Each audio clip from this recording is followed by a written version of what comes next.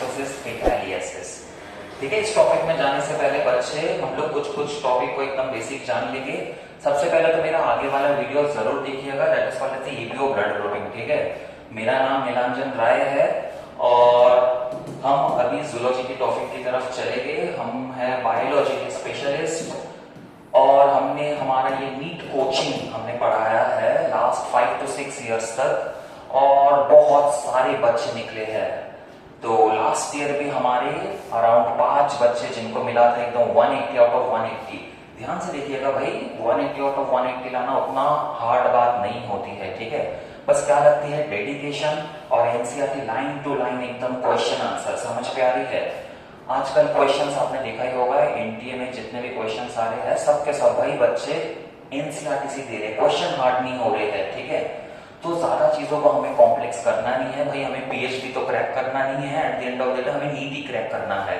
ठीक है, तो चीजों को कॉम्प्लेक्स नहीं बनाना है। जिस कॉम्पिटिशन में जितना तक क्वेश्चन आ रहा है हमें चीजें उतना तक ही रखना पड़ेगा।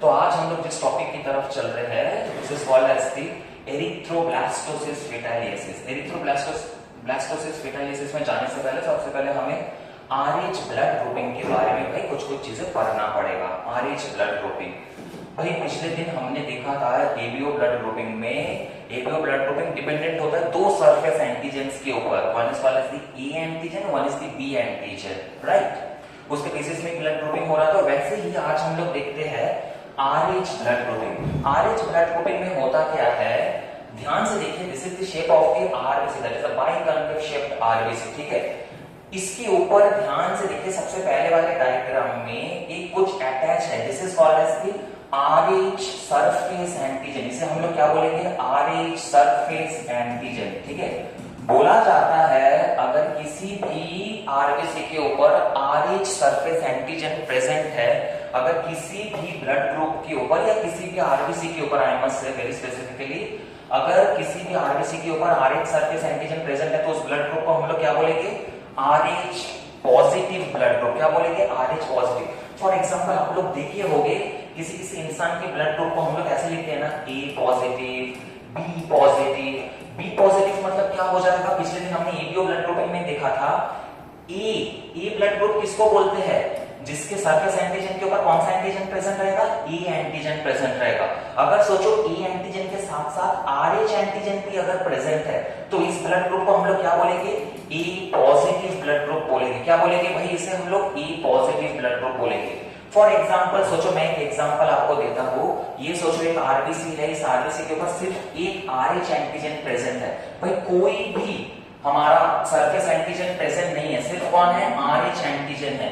तो इसे क्या हम लोग ओ ब्लड ग्रुप बोल सकते हैं। ओ ब्लड ग्रुप में कोई भी सरफेस एंटीजन प्रेजेंस नहीं रहते, ना ए ना बी, कोई भी एंटीजन नहीं रहता, तो इसे हम लोग क्या बोलेंगे, ओ ब्लड ग्रुप। क्योंकि इसमें आरएच भाई एंटीजन प्रेजेंट है, सरफेस एंटीजन प्रेजेंट है, तो ये ब्लड ग्रुप क्या हो जाएगा, ओ पॉजिटिव हो जाएगा। समझ पे आ रहा है। सिमिलरली सोचो एक ब्लड ग्रुप है, आरबीसी है, जिसके ऊपर surface antigen A and be present है, इसका ब्लड ग्रुप क्या होगा, थोड़ा ध्यान से बताइए, A B. Yes, A B दोनों के दोनों प्रेजेंट है, तो ये क्या हो जाएगा, ए बी तो होगा ब्लड ग्रुप, लेकिन आरएच एंटीजन प्रेजेंट है नहीं है, तो ये क्या हो जाएगा हमारा नेगेटिव ब्लड ग्रुप। ध्यान से देखिए ये वाले आरबीसी की तरफ, इस आरबीसी में कोई भी आरएच एंटीजन प्रेजेंट है नहीं है, तो इसे हम लोग क्या बोलेंगे, आरएच नेगेटिव बोलेंगे। समझ पे आ रहा है, इसे हम लोग क्या बोलेंगे, आरएच नेगेटिव बोलेंगे। समझ पे आ रहा है या नहीं आ रहा है, इज इट क्लियर और नॉट। अभी ध्यान से देखिएगा, हमारा जो ये आरएच पॉजिटिव जो ब्लड ग्रुप है हमारे ब्रह्मांड में सबसे ज्यादा मिलता है, इसलिए हमारे ब्रह्मांड में पॉजिटिविटी ही पॉजिटिविटी है। समझ पे आ रहा है, हमारे ब्रह्मांड में देखा जा रहा है maximum blood group positive blood groups होते हैं। कितना परसेंटेज होता है, इट इज नियरली 80%। समझ पे आ रहा है, इट्स अ लॉट। सिर्फ 20% वाले क्या होते हैं, हमारे आरएच नेगेटिव ब्लड ग्रुप वाले होते हैं। हमारा जो ये आरएच वर्ड आया है ना, आरएच का मतलब होता है रेसस। आरएच का मतलब क्या हो गया, rhesus. This word comes from a monkey. ये जो मंकी थे, रेसस मंकी, ये हमारी ह्यूमन के साथ बहुत ज्यादा लिंक दिखाते हैं, क्रोमोसोमल लिंकेज बहुत ज्यादा है हम दोनों के बीच में, इसलिए हम उसके ब्लड ग्रुपिंग सिस्टम को हमारी human body blood grouping system के साथ इंटरलिंक कर देते हैं। सो आरएच का मतलब क्या हो गया, रेसस हो गया। अभी हम लोग जल्दी से चलते हैं आज की टॉपिक की तरफ, आज के टॉपिक की तरफ। ठीक है, ध्यान से देखिएगा, ध्यान से देखिएगा। आज जिस टॉपिक की तरफ हम लोग चल रहे हैं, आज जिस टॉपिक की तरफ हम लोग चल रहे हैं, इसे थोड़ा सा हटा लेते हैं। ठीक है, तो इजीली समझ पे आएगा। चलो सोचो हमारी एक मम्मी है, हमारी कौन है, एक मम्मी है, ठीक है। मम्मी को हम लोग किस साइन से रिप्रेजेंट करते हैं, इस वाले साइन से रिप्रेजेंट करते हैं, that is a female sign. सोचो हमारी एक मम्मी है, मम्मी का ब्लड ग्रुप है RH नेगेटिव, मम्मी का क्या है, RH नेगेटिव है। सोचो इसने फर्टिलाइजेशन किया ऐसे एक पुरुष से, ऐसे एक मेल से जिसका ब्लड ग्रुप क्या था, हमारा RH पॉजिटिव था। कैसा ब्लड ग्रुप था, हमारा RH पॉजिटिव था। अब ध्यान से देखना, ड्यूरिंग द फर्स्ट प्रेगनेंसी, सोचो ये हमारा फर्स्ट प्रेगनेंसी है, फर्स्ट प्रेगनेंसी के टाइम पे हमारा एक बच्चा आया, ठीक है।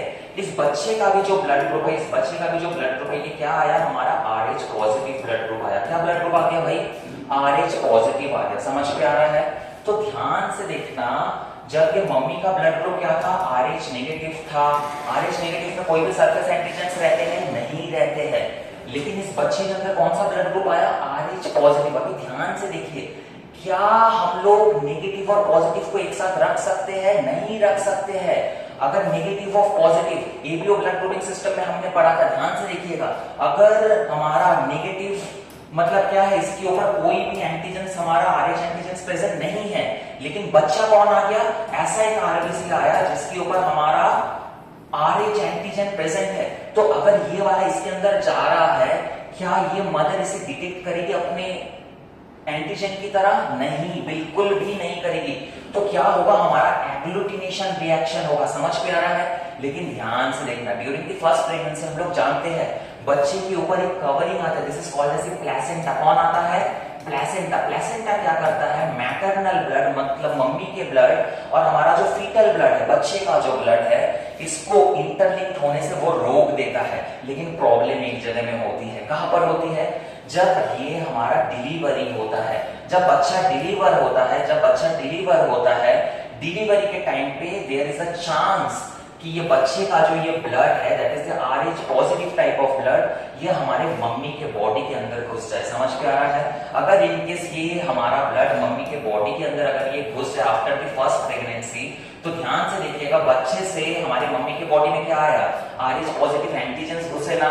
मम्मी के पास क्या ब्लड ग्रुप था, RH नेगेटिव। तो अगर बच्चे का RH पॉजिटिव मम्मी के बॉडी के अंदर घुस रहा है, क्या ये इसको एंटीजन की तरह एक्सेप्ट करेगा, नहीं। मम्मी का बॉडी क्या प्रोड्यूस करेगा, RH पॉजिटिव एंटीबॉडीज। एंटीजन के विरुद्ध में भाई कौन आते हैं, एंटीबॉडीज आते हैं। समझ पे आ रहा है? तो मम्मी के बॉडीज में अभी हमें क्या मिलेगा, RH पॉजिटिव एंटीबॉडी मिलेगा, और मम्मी का तो अपना ब्लड ग्रुप क्या था, RH नेगेटिव टाइप था। अभी प्रॉब्लम कहां पर आता है, जब आता है हमारा सेकेंड प्रेगनेंसी। सेकेंड प्रेगनेंसी में भी हमारा मदर क्या रहेगा, RH नेगेटिव, लेकिन उसके अंदर क्या प्रेजेंट है, RH पॉजिटिव एंटीबॉडीज है। और पिताजी कौन रहेंगे हमारे बाप कौन है, RH पॉजिटिव टाइप। दोनों के बीच में दोबारा मीटिंग हुआ, that is the second pregnancy. ये क्या हो गया, हमारा सेकेंड प्रेगनेंसी हो गया, ठीक है। सेकेंड प्रेगनेंसी में सोचो दोबारा एक बच्चा आया, बच्चे का अगेन हमारा ब्लड ग्रुप आया RH पॉजिटिव। ये RH पॉजिटिव एंटीजन है, एंटीबॉडी है, दैट इज सरफेस एंटीजन ना। तो ये क्या है, हमारा RH पॉजिटिव एंटीजन है। अभी ध्यान से देखिएगा, मदर की बॉडी में भाई क्या प्रेजेंट है, RH पॉजिटिव एंटीबॉडी से। एंटीजन और एंटीबॉडीज कभी एक साथ रह सकते हैं, नहीं रह सकते हैं। समझ पे आ रहा है? तभी क्या होगा, ड्यूरिंग द सेकंड प्रेगनेंसी, ये जो बच्चा है ना, ये जो बच्चा है, इस बच्चे के अंदर एक डिसऑर्डर आएगा, that is called as the erythroblastosis पिटालियसिस।